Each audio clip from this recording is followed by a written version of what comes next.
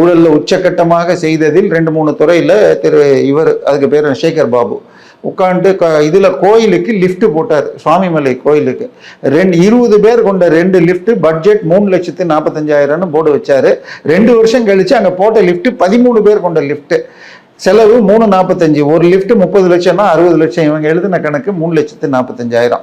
அதுவும் முத நாள் ஓடாம மாட்டி அவர் தட்டின வீடியோ வைரல் ஆனதுனால இதெல்லாம் நமக்கு கண்ணில் பட்டுச்சு.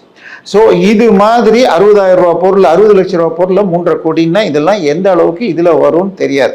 இதை தவிர இந்த பற்றாக்குறை கடனை தவிர பல விஷயங்களில் இவங்க இது ஆர்பிஐ பாண்ட்ஸ் அது இதுன்னு வாங்கியிருக்காங்க. இந்த டேட்டாலாம் எடுத்து மோடி கிட்ட போனப்ப மோடி தன் சார்பாக டெல்லியில் 3 முன்னாள் ஐஏஎஸ் இன்னைக்கு மோடியுடைய வலதுகரங்களாக இருக்கிற 3 அதிகாரிகள் பார்த்தாங்க. ஒருவர் சக்திகாந்த் தாஸ், இன்னொருவர் டிவி சோமநாதன் மற்றும் 4வது கிருஷ்ணன் சொல்லிட்டு 3 பேருமே தமிழ்நாடு கேடர் ஐஏஎஸ் அதிகாரிகள் அங்கே போயிட்டு அங்கே அவர்கள் சொல்லியிருக்காங்க. ஸோ வெள்ளை அறிக்கையில் பல விஷயங்கள் வரலாம். ஒரு டிபார்ட்மெண்ட்டும் தனியாக வந்தால் பல்வேறு நபர் சிக்குவாங்க.